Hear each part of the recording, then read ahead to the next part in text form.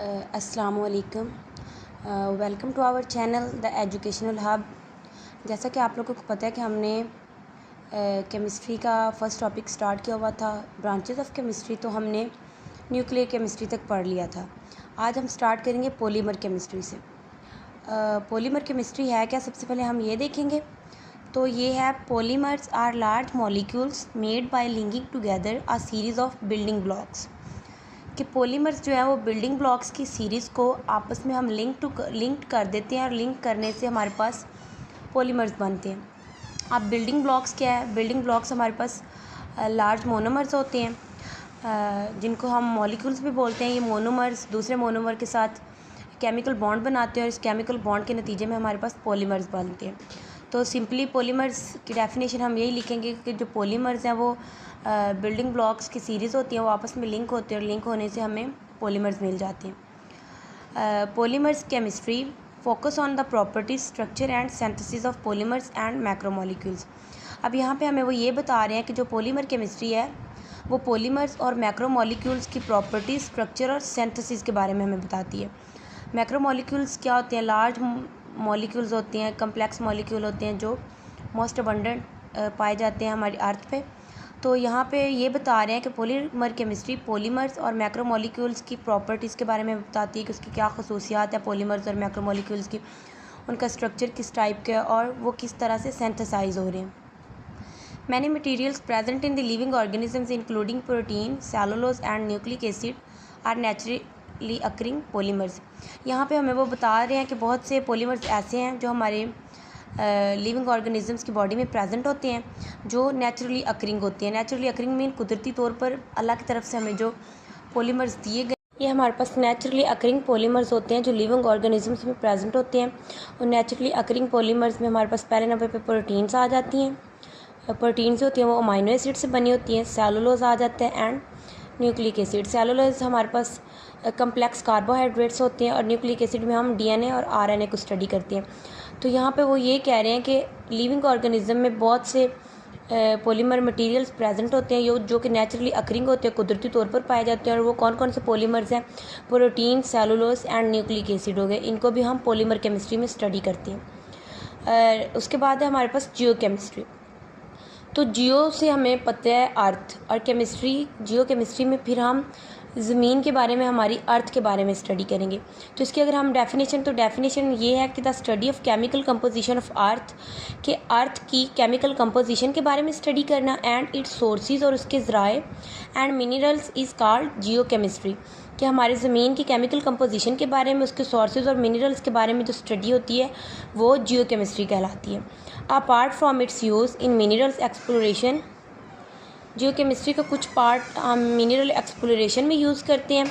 Mineral exploration mean वो minerals जो हमारी अर्थ में डिपॉजिट हुए होते हैं उनको सर्च करने के लिए हम जियो केमिस्ट्री को यूज़ करते हैं। उसके बाद हमारे पास है जियो केमिकल मैपिंग।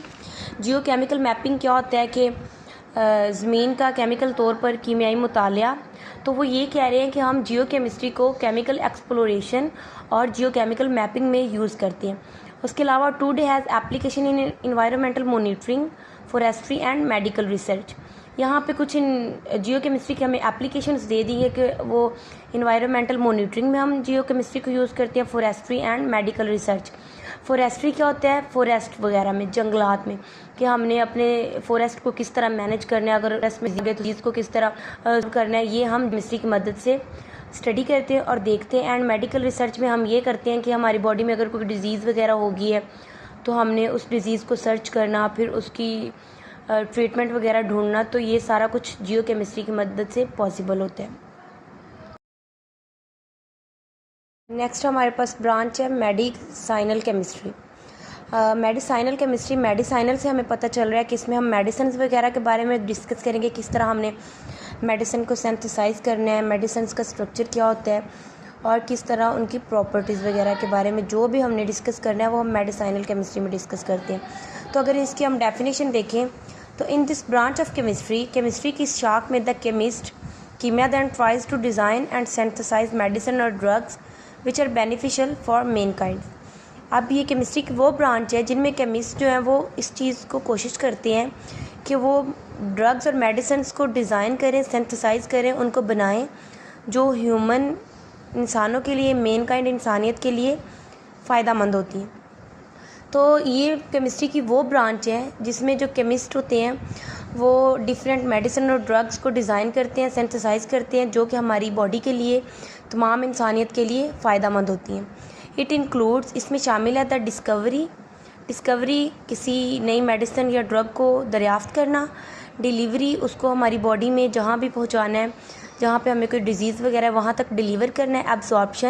एब्जॉर्प्शन में हमने ये देखना होता है कि वो ड्रग जो हमने ली है, जो मेडिसिन, वो हमारी बॉडी में कहाँ तक मूव करके कहाँ पे गई और कहाँ पे जाके एब्जॉर्ब हुई है। And metabolism of drug in human body, metabolism of drug ये एक ऐसा प्रोसेस है जिसमें हम मेडिसिन लेते हैं और जहाँ पे हमने उस मेडिसिन को जिस जगह पर पहुँचाना होता है, वो मेटाबॉलिज्म ऑफ ड्रग, इस प्रोसेस के ज़रिए हमारी बॉडी में वो मेडिसिन उस जगह पे जाके पहुंच जाती है। तो इस ब्रांच में हम क्या करते हैं कि केमिस्ट मेडिसिन और ड्रग्स, वो मेडिसिन और ड्रग्स डिज़ाइन और सिंथेसाइज़ करते हैं जो हमारी तमाम इंसानियत के लिए फ़ायदा मंद होती हैं।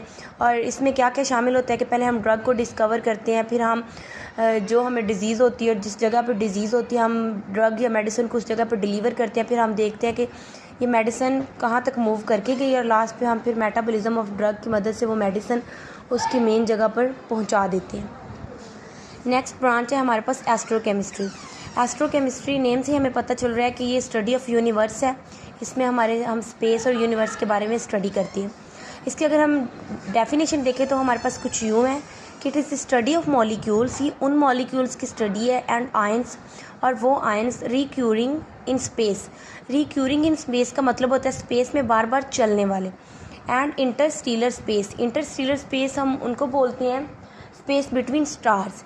तो एस्ट्रोकेमिस्ट्री केमिस्ट्री की वो ब्रांच है जिसमें हम उन मॉलिक्यूल और आयंस को स्टडी करते हैं जो स्पेस में बार बार चलते हैं, बार बार वहाँ पे होते हैं, बार बार वहाँ पे प्रोड्यूस होते हैं मॉलिक्यूल और आयंस। एंड इंटरस्टेलर स्पेसिस, और वो स्पेस जो स्टार्स के दरमियान होती है, हम उनको स्टडी करते हैं। इन दिस डिसिप्लिन वो study the abundance and reactions of atoms. इस ब्रांच में हम एटम्स की अबंडेंस और रिएक्शंस के बारे में स्टडी करते हैं। Molecules and ions in the universe, वो मॉलिक्यूल्स और आयंस जो यूनिवर्स में प्रेजेंट होते हैं, and interaction of this species with radiations. यहाँ पे वो क्या कह रहे हैं कि ये वो ब्रांच है साइंस की जिसमें हम एटम्स और मॉलिक्यूल्स जो स्पेस में, यूनिवर्स में प्रेजेंट होते हैं, उनकी अबंडेंस के बारे में हम देखते हैं कि ये स्पेस में कितनी स्ट्रेंथ में, कितनी ज़्यादा तादाद में पाए जा रहे हैं हमारे यूनिवर्स में, और वो किस तरह से वहाँ पर रिएक्शन कर रहे हैं, और कैसे उन एटम्स, मॉलिक्यूल्स और आयंस का रेडिएशंस के साथ इंट्रैक्शन किस टाइप का है। ये सारी स्टडी हम एस्ट्रोकेमिस्ट्री में करते हैं। तो यहाँ पे हमारी जो केमिस्ट्री की ब्रांचेस थी वो ख़त्म होती हैं। 11 ब्रांचेस हमारे पास दी हुई थी, तो एस्ट्रोकेमिस्ट्री लास्ट ब्रांच थी। इसके बाद हम अपना नेक्स्ट टॉपिक नेक्स्ट लेक्चर में स्टडी करेंगे। तो आज के लेक्चर में बस हमारा एस्ट्रोकेमिस्ट्री तक ही हमने स्टडी करना था।